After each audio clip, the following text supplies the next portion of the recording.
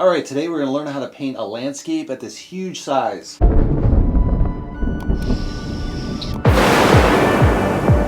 Alright, the question of the day is, what are the most lightning strikes in the US?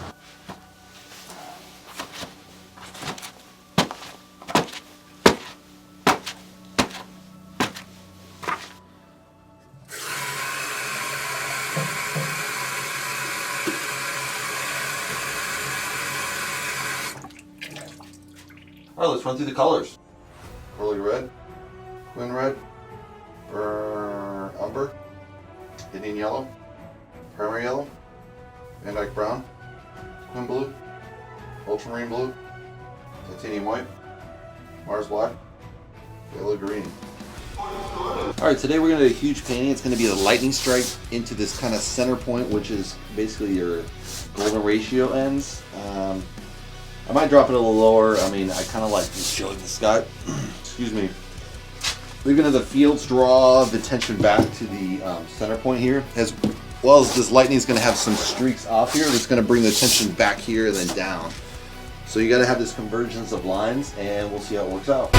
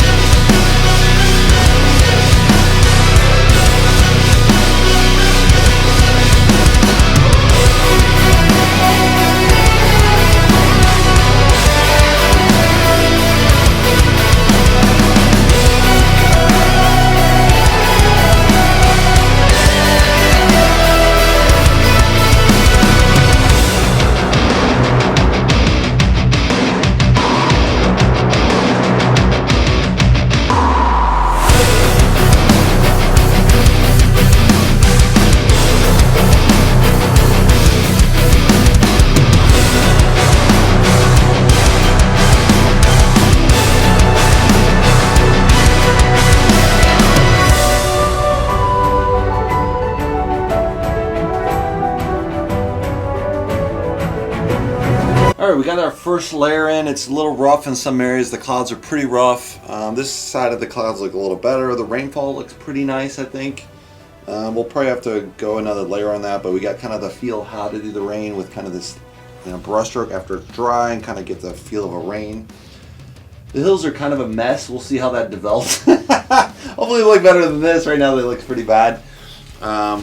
I got all the color values I think I want on the painting, so that's kind of the main point, just kind of block in the major blocks, get a definition of where our shape's going to be. We have kind of the lightning strikes kind of developing here with the lighter areas here, just a little bit lighter, and then it'll be a stark white on top. It'll make it really pop. We got to do something about the hills. This looks like crap. I think in the photo there's actually a lake there, but I want to take the lake out. I just think it's too complicated to do a lake and that, but maybe I will. It could look good, who knows. We'll see how it turns out. Maybe I'll add a guy here watching or something to make it pop, but I'm not really a figure artist, so I don't think it necessarily needs a little guy, but it would add kind of that depth of field, I think. But yeah, hopefully we'll see where it goes from here.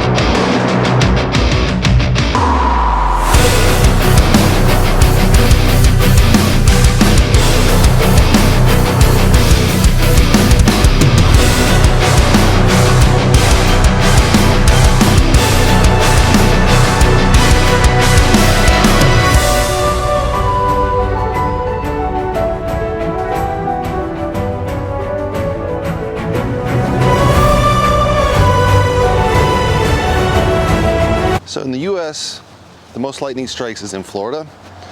So between Orlando and I think it's Tampa, because Florida is actually in the tropics, you know, close to the equator, so it's very warm weather, 80s, 90s most of the year. And on the seacoast on two sides, so it has a seacoast on both sides. Both that air over the ocean is colder than over the land. And so what happens is that air goes over, it picks up all the moisture off the ocean. So you have very dense, a lot of rain in those clouds. And once you have that contrast between the warm and the cold air, you know, you have that's how lightning forms, basically, between warm and cool fronts. That's about 50 strikes a year in that area. Now, the interesting thing is it's not the most in the whole world. The most in the whole world is a place called Columba River in Venezuela, and said there's a lightning strike every minute. Sounds hard to believe, but I don't know why. I didn't study that part of the world as much, but yeah, Venezuela is the top in the whole world. And for the US, it'd be in Florida between Tampa and Orlando. So you might want to rethink your Disney vacation. That's my question of the day. All right, we just finished the painting. Let's take a closer look.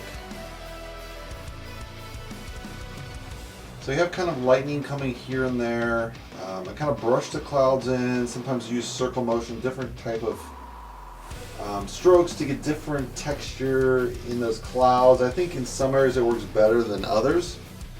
And again, you have to have that transition in the clouds from this dark up here to more of a reddish. It's not really white there, but I just painted in to kind of give a contrast in the clouds. It's really kind of a dark red, which is probably why the lightning doesn't stand out as much as it should, because those colors may be too light. We got the hillside. I'm kind of okay with that. Not my favorite hillside. I probably could work longer on this. If I have done, you know, more landscape at this size. I've gone from quite a small level, which is probably 11 by 14. Well, no, I've done a 16 by 20 at this size for this style of painting. Very challenging. It's very different than doing abstract or what I've done in the past. Yeah, it's kind of a challenge as far as, especially with the sky, when you get that blend from blue to orange, which they don't really blend naturally. So you're like, what the hell are you supposed to blend to get that color, right? And if you look at really good painters, you can see they've kind of mastered that translucent color, which is really difficult, I find, myself to paint. I get a little bit too much chroma, I think. The lighting looks pretty good. I'm not sure if it blends exactly in the background. I probably should have used maybe a gloss technique to get those layers a little more subtler so you see the clouds underneath a little bit better. Yeah, overall I think it's pretty good. Again, if I did it more with this style all the time, I think it would be much better. I think it's, you know, it's okay for my first one. Hopefully the collectors think it's better. Give me a thumbs up if you like it. If you want to subscribe, you can subscribe below. And I'll see you in the next painting video. Thanks for watching, guys.